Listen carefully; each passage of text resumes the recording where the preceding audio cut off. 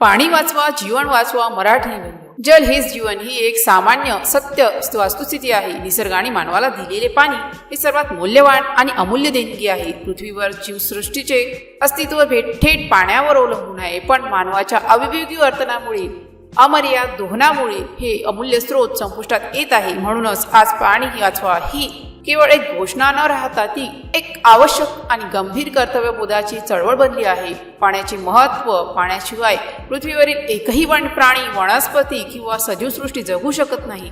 आपल्या शरीराचा मोठा भाग पाण्यानेच बनलेला आहे.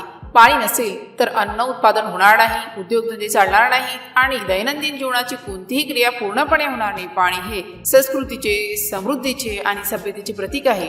जागतिक पाण्याचे संकट, जगभरात ग्लोबल वॉर्मिंग, अनियमित पाऊस, नद्यांचे प्रदूषण, भूगर्भातील पाण्याचा साठा खालावलेला आहे. अनेक देश आणि भारतातील अनेक राज्ये, महाराष्ट्रातील अनेक जिल्हे दुष्काळाच्या सावलीत जगत आहे. लोक पिण्याच्या पाण्यासाठी मैलोनमैलच्या प्रवास करतात. पशुपक्षी तहानेने मरतात. शेती कोसळते आणि आर्थिक संकट निर्माण होते.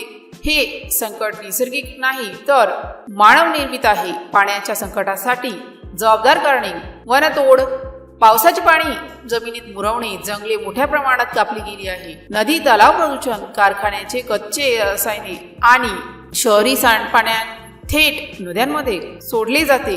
पाण्याची पाळीमुळे वापर, शेती, उद्योगधंदे आणि घरगुती वापरात पाण्याचा भयंकर फुगवटा आणि अपव्यय होतो. जलसंधारणाचा अभाव, पावसाचे पाणी साठवण्याच्या पद्धती अपुऱ्या प्रमाणात लागू होत आहे. भूगर्भ जलाचे अमर्याद दोहन, बोरवेल्सच्या मदतीने भूजल अमर्याद वाढवले जाते आणि ते पुनर्भरण होत नाही. पाणी वाचवण्यासाठी उपाययोजना: पाणी वाचवा हे फक्त सरकारचे काम नसून प्रत्येक नागरिकाचे कर्तव्य आहे. काही सोपे पण महत्त्वाचे उपाय खालीलप्रमाणे आहे.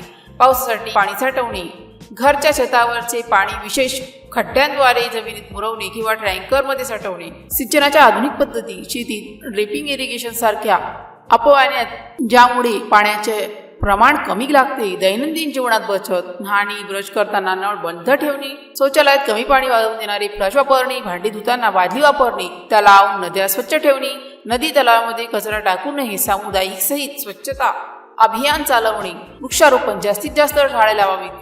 झाडे पावसास प्रेरित करतात आणि जमीन पाण्याने भरून राहते. पुनर्वापर: घरात न्हाणी, कपडे धुतलेले पाणी बागण्यासाठी वापरता येते. हे पाणी हे नैसर्गिक संपत्ती आहे, ती अमर्याद नाही. पाणी नसेल तर भविष्याचं जगणे कठीण होईल. ज्यामुळे आपण आजच जागरूक व्हावे आणि पाण्याचे एक एक थेंब वाचवण्याचा संकल्प घ्यावा. पाण्याची किंमत एका दुष्काळग्रस्त व्यक्तीला विचारावी.